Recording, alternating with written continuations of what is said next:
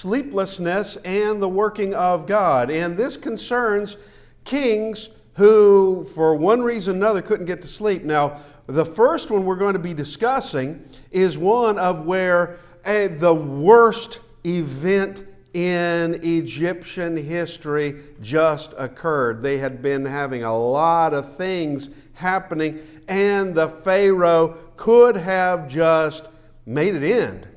He could have stopped it from the beginning, but he doesn't. But before we get to that, let's just look at a few things. You don't have to turn there. Psalm 63:6, when I remember you on my bed, I meditate on you in the night watches.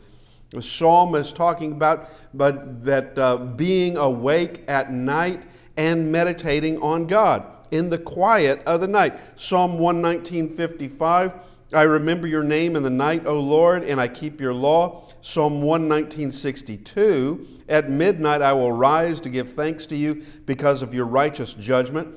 Psalm 119:148, my eyes are awake through the night watches that I might meditate on your word. Here is sleeplessness, and then of meditating or thinking about, contemplating, considering God. And in whatever way that might take place, whether it's the creation of looking at the stars in the night sky and the world at night as it is, or numerous other things as one might do. Now, let's go to Exodus chapter 11. Exodus chapter 11. Here we have a night where nobody in Egypt is going to be sleeping. Nobody is going to be sleeping. They might have gone to bed just fine. But there comes a point around midnight, everything changes. And it changes for every single family. There's not a single family where there isn't a massive impact on that particular night. Now, we begin in verse 4. And this is Exodus 11, verse 4. And understand that Moses is speaking to Pharaoh. Pharaoh does know what's about to happen. He does know. And here's the thing. How many times thus far has Pharaoh seen the power of God? And he knows full well that whatever Moses says is about to happen will happen. How many times does he have to witness this to know? How many times does he have to see impossible things occurring before him? And then with some of them, he's just begging, make it stop. Let's look in verse 4.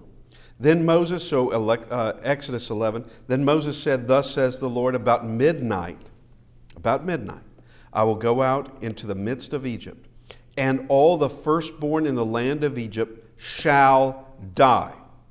From the firstborn of Pharaoh who sits on his throne, and evidently Pharaoh who is on the throne is not firstborn, or he would have died that night. Evidently he's not the firstborn in his family. But this is the firstborn of Pharaoh who sits on his throne, even to the firstborn of the female servant who is behind the handmill, and all the firstborn of all of the animals. Then there shall be a great cry throughout all the land of Egypt, such as was not like it before, nor shall be like it again. This is the worst night in Egyptian history. But against none of the children of Israel shall a dog move its tongue against man or beast, that you may know that the Lord does make a difference between the Egyptians and Israel. And all these your servants shall come down to me and bow to me, saying, get out, and all the people who follow you. After that I will go out. Then he went out from Pharaoh in great anger. So that's Moses leaving. Now, notice what Moses just told Pharaoh. Pharaoh heard it. About midnight, all the firstborn of Egypt will die. And he's letting him know. So Pharaoh knows emphatically it's going to be in Pharaoh's house. It's going to be in everybody's house. Everybody is going to witness this. And this is going to be a night like has never been or ever will be again. And Egypt has been pounded hard, and this one is even harder. But Pharaoh could have stopped it. Now notice also what Moses just said, because Moses is talking about the very near future, but it's the future. And he's talking about what's going to be happening behind the scenes, because he just told Pharaoh, and all these servants shall come down to me and bow down to me, saying, get out and all your people who follow you. They're not waiting for Pharaoh anymore. They're not waiting for him. That they are coming to a conclusion, that man's going to destroy us all. They've come to that conclusion. And they're not going to wait for him to decide, get out. This is deadly. Okay, now we go to chapter 12, beginning in verse 29. Exodus 12, verse 29. And it came to pass at midnight. Now here's the sleepless night. Nobody's going to be sleeping in Egypt. Not this night. And it came to pass at midnight that the Lord struck all the firstborn in the land of Egypt, from the firstborn of Pharaoh who sat on his throne, to the firstborn of the captive who was in the dungeon, and all the firstborn of livestock. So Pharaoh rose in the night, he, all his servants, and all the Egyptians, and there was a great cry in Egypt, for there was not a house where there was not one dead. Now, this was devastating. Now, if you think about it, if you just begin to concerning your own family, and just kind of list people out, and then after with yourself, your children, your siblings, their children, your parents, and then figure out who would have survived that night. Figure it out. Like for us, on Catrice's side of the family, both her parents would have died that night. They're both firstborn. Both of them would have died. All right.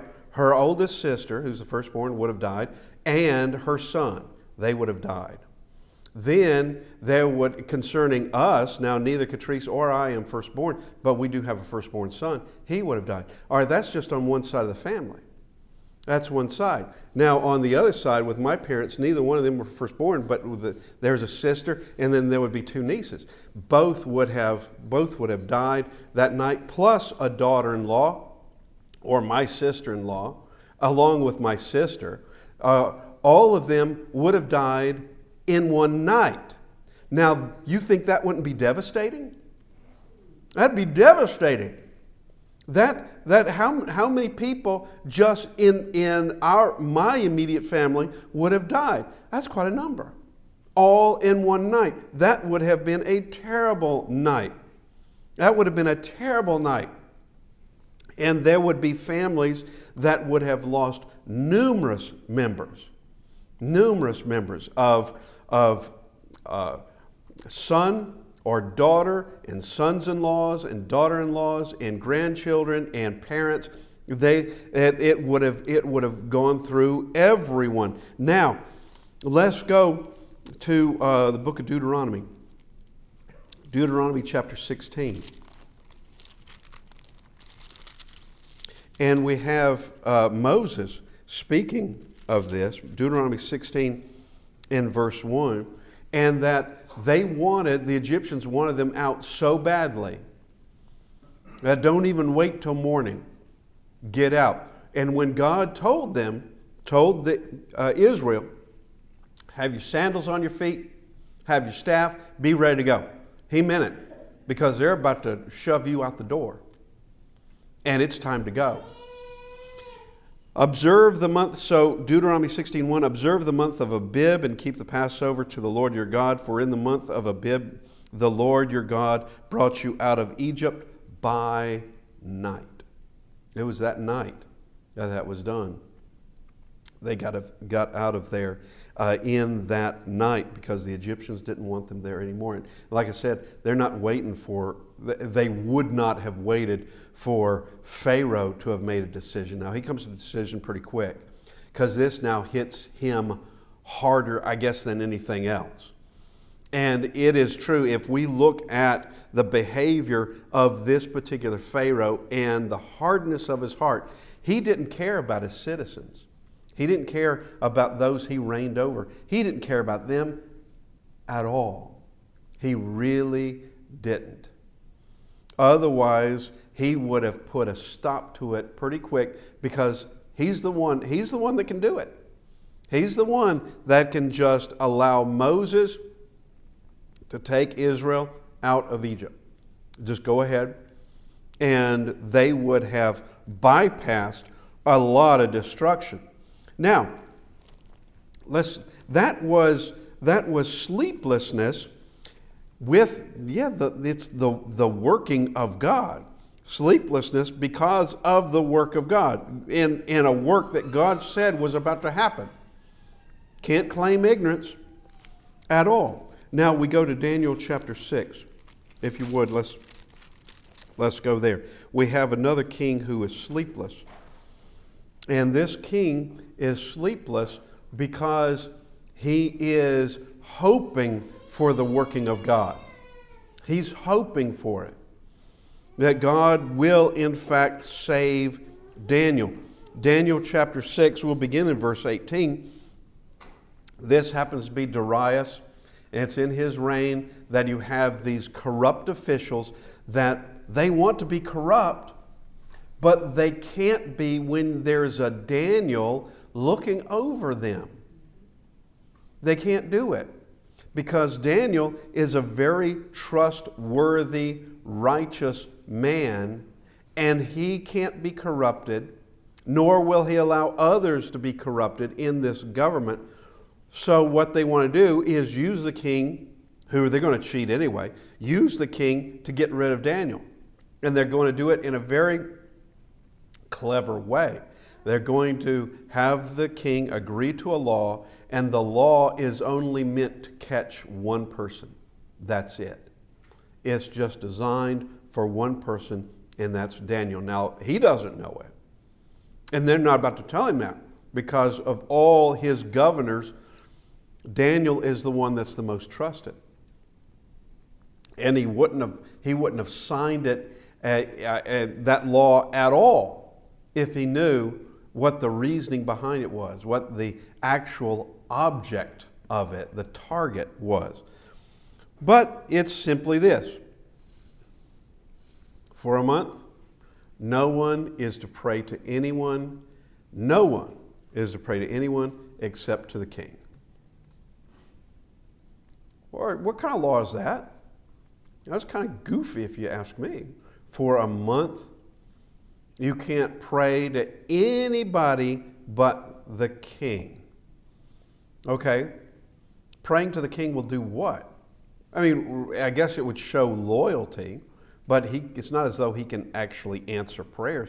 The prayers that you may offer him in the privacy of your home, he's not going to be able to know what you need, what you want, or anything like that. And so it's all goofy. Anyway, and anyone who prays to anybody else for a month other than Darius, what's the death penalty? And not just any kind of death, it's going to be the den of lions. Well, Daniel doesn't hesitate. He continues to pray as he always did. And it's not going to be to Darius. It's going to be to Jehovah, the only one who can hear prayers and answer prayers. He is it. The only one we're supposed to pray to. He is it. And of course, they're looking out because they know he's going to do it. They know this is the only thing they can get him on. And so, yep, this is the law. You go into the lion's den. Now, when the king discovers what his law, well, the law he signed into being, once he discovers that, he's trying to figure out a way to stop it, but it can't be stopped. And here we have a sleepless night. Daniel is put into the lion's den. And evidently, if you can survive the night, you get to go free. Evidently, that's the way it is. If you can survive so many hours in the lion's den, well, then you get to go free. I have a feeling there's a very bad track record on that of where nobody goes free. All right, all that's going to be found are just bones. That's all that's going to be found. Nobody ever goes free because the lions always kill you. Verse 18, now the king went to his palace and spent the night fasting, and no musicians were brought before him. Also his sleep went from him. Then the king arose very early in the morning and went in haste to the den of lions. So he doesn't sleep that night because he is worrying concerning Daniel and also hoping in the working of God. That's what he's doing. Hoping in the working of God. Now let's just talk for a moment concerning this worry. Because worry is a natural thing. It's natural. That there are emotional pressures. There are things that of stresses, things that can occur with us to where it's frightening, or it's going to be something to bring us grief. It's going to be something that's going to change our life and not for the better. And it is natural to worry about those things. It's natural. That's what happens. But it's good when we have someone like God that we can put just that worry on them and let you handle it.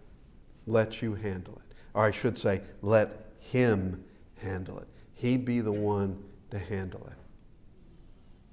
And that while worry may still be there, it's best just to work on that, to let him do it. Whatever happens, whatever your will is, like with Christ praying in the garden, whatever your will is, that's your will.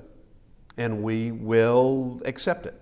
And we will do whatever it takes at that point. It may change my life. It may be opening of a chapter I didn't expect, opening up something in my life that I didn't expect and I may not like at all, but we do it. We do it nonetheless.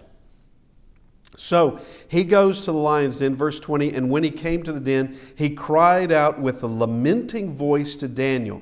The king spoke, saying to Daniel, Daniel, servant of the living God, has your God, whom you serve continually, been able to deliver you from the lions? And he's hoping for a voice to come back. He's hoping for an answer, and then it's not just going to be the growling of lions. He's hoping for something to come back. Then Daniel said to the king, O king, live forever. How did that even happen? Well, he just said, has your God, whom you serve continually, been able to deliver you from the lions? Him answering, O king, live forever, means, yeah, that it has happened. My God sent his angel and shut the lions' mouths so that they have not hurt me, because I was found innocent before him. And also, O king, I have done no wrong before you. So here is the end of this sleepless night. And he would be relieved to find out that Daniel survived the night. And it's very possible, though I cannot answer it, it's very possible that Daniel got a better night's sleep than the king did. Though it doesn't tell me that. I mean, if there is an angel there who has shut the mouths of the lions, that means if Daniel wanted to, and I'm not saying that he did, that means if Daniel wanted to, he could go lay on top of a lion and sleep on top of a lion. I mean, it'd be warm, no doubt about that. But if he wanted to, because no harm's going to come to him.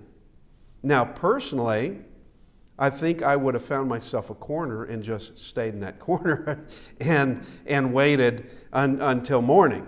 Okay, but we see where Daniel is absolutely safe. And going back now concerning worry, that the worry is now over and the working of God was done. And as Jesus states, by way of worry, you can't add to your stature, you can't take away from your stature, you can't change much about yourself except that of just worrying, and that's about it. But putting your faith in God and allowing Him to take care of it, that helps to have a friend. That helps to have a friend. And that doesn't mean that you can just expect there to be no care whatsoever. But at least a big portion of that weight can be put to somebody else. At least a big portion can. As you may have to wait to see what the results are going to be. Whatever, man lost his job, and now he's because he's an honest man. I know the story. I know what happened. Because he was an honest man, and now he can't sleep, and now he knows God's going to find something else for him. But now he's just in the process of waiting for whatever's going to happen to happen. It's a natural thing, but we cannot let it control us. Now we go back a little bit. We go back to the book of Esther. And in the book of Esther, Esther chapter 6, this is a different king. Of course, we've talked about Pharaoh, Darius, now it's Ahasuerus. And he's up for a different reason. It's not because of worry, but he's not asleep because of the providence of God. He doesn't know it. He has no idea that God is working through him in a sleepless night. Now, it is interesting to see what Ahasuerus does when he can't sleep. That one would think that he would have called for musicians, as like we just saw that Darius might have. He may have called for something to help him sleep, but he doesn't. He's going to make it productive. If he can't sleep, there's going to be others that are not going to be able to sleep either. Okay, that's precisely what happens. We have Esther chapter 6, beginning in verse 1. That night the king could not sleep. Now he's not worried about anything. He doesn't know that he even should be worried. He doesn't know anything that might be happening, that he should have a sleepless night. But he could not sleep. So one was commanded to bring the book of the records of the Chronicles, and they were read before the king. So the king can't sleep. All right, that means somebody else is not sleeping. You bring the Chronicle of the records, and you're going to read it to the king. Really? Okay. And so it's done. But all this is providentially done. The king doesn't know it. Esther doesn't know it. Mordecai doesn't know it. Haman certainly doesn't know it. But God is working behind the scenes. And in Esther, we can see, and we can look at other places too, like in the life of Joseph. But in Esther, we can see of where there's a solution to a problem before the problem even comes around. God's already got the solution in place. God's already there. He's already done it. Now, I'm just going to do a little side thing, okay? Little side thing as an illustration. I'm not good at chess, but I do enjoy watching a good game, and I do enjoy occasionally playing. But what I hate is where someone has already anticipated what I was going to do, and they've got somebody in place there that I can't move. I can't do what I was going to do. I hate that. Or just to let you know, okay, that someone either they knew or suspected that's what I was going to do, or they just got lucky and they put it there. Either way, it's a big complication for me. It means I can't do what I was going to do, and it was ever so clever, but now it's stopped. It's stopped in its tracks. Well, that's what's happening here with Haman, that Haman has everything planned out for the destruction of the Jews. He's got everything planned out. He's even building himself a gallows in front of his house. Now, he's going to take care of some problems that he doesn't like. And here we have a king who is, well, he just can't get to sleep. And so read from the Chronicles of the records. Okay, the record of the Chronicles. Verse 2, and something was recorded that the book of Esther has told us about. And it's something that Mordecai did. And the king's going to find out about it. And it was found written that Mordecai had told of, and this concerns a plot against the king. All right, he told of Bigthana and Teresh, two of the king's eunuchs, the doorkeepers, who had sought to lay hands on King Ahasuerus. So here's two doorkeepers that are working for the king, who they were planning to kill him. It was a plot to kill him. Well, they're doorkeepers, they're in the palace, they probably could have done it. But one way or another, Mordecai found out about it, and he informs, and the whole thing is stopped. And these two men are executed by Ahasuerus. Now, this is now being read to him, and he finds out, oh, there was someone who told us about this. There was someone who revealed this plot to us, and his name is Mordecai. So verse 3, then the king said, what honor or dignity has been bestowed on Mordecai for this? And the king's servants who attended him said, nothing has been done for him. All right, well, that's an oversight. A man saves the king's life, and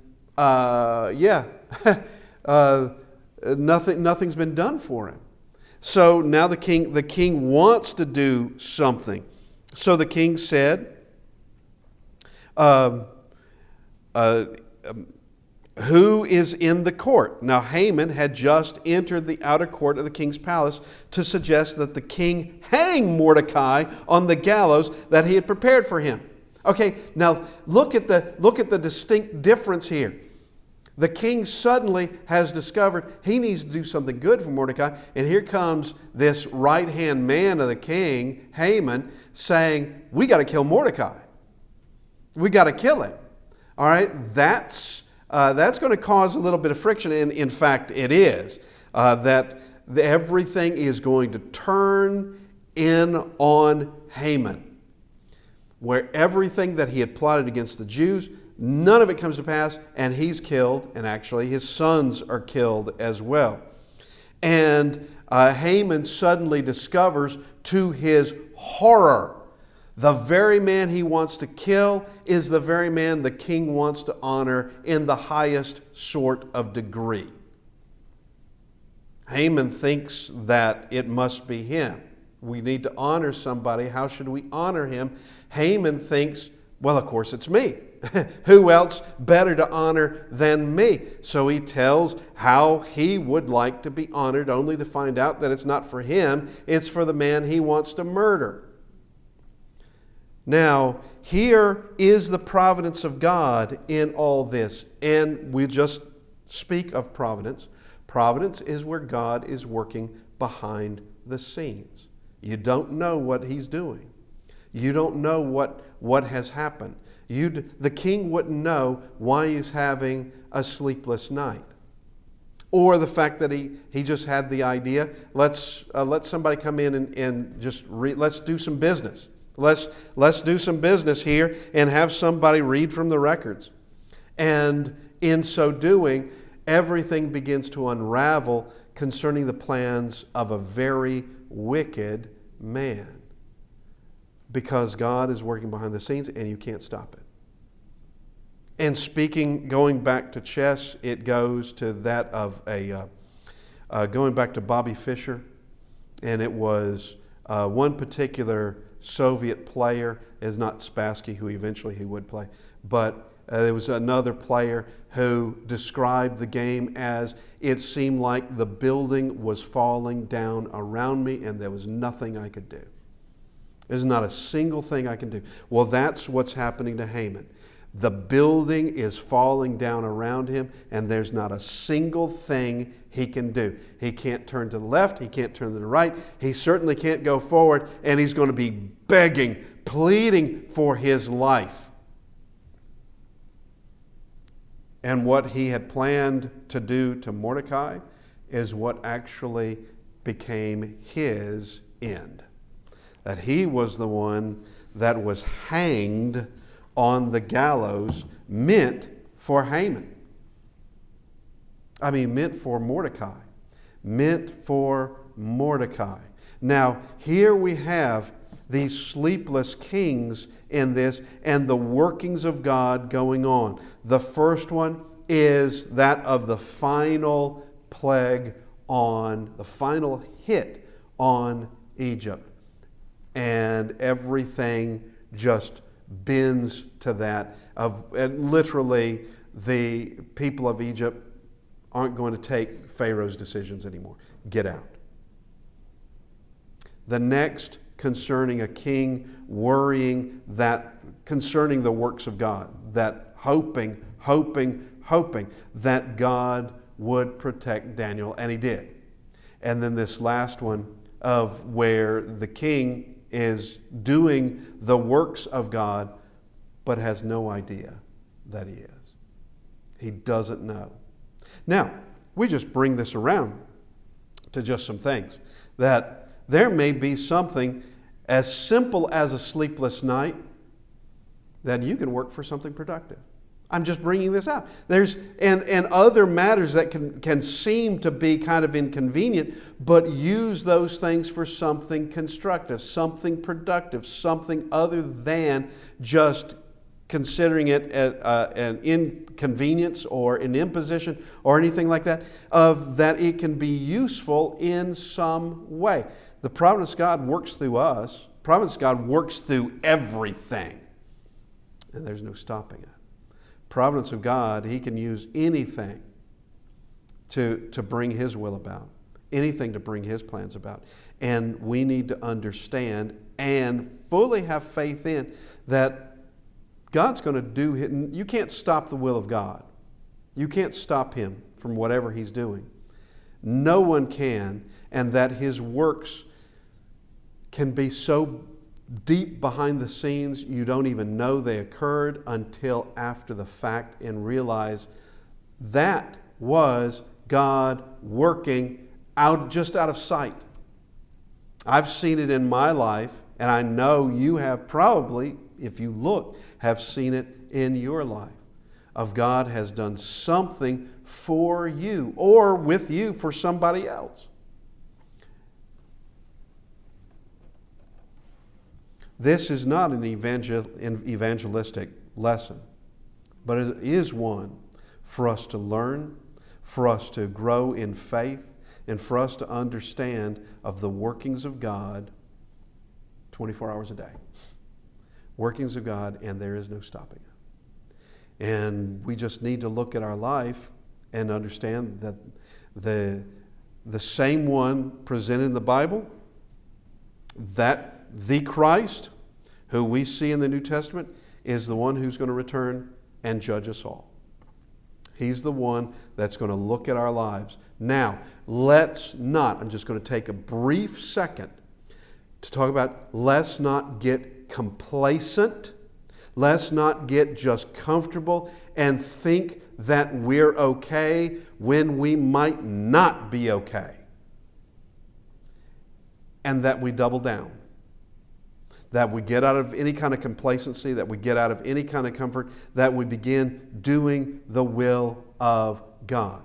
Don't get, because one thing, we were talking about Satan just this morning, one of the things that Satan can do is make you feel comfortable. He can do that. Make you feel like you're safe when you may not be safe at all. And so we need to look at our lives honestly and deeply and make whatever changes should be made. This evening, the invitation is open. The invitation from the call of Christ. It's Christ's invitation. Many are called, few are chosen. You want to be in the few, so do I. We need to be in the few. Let's do what it takes to be in that few. Let's do what it takes. If we can help you in any way, if you need to respond to the invitation, we ask that you come as we stand and sing.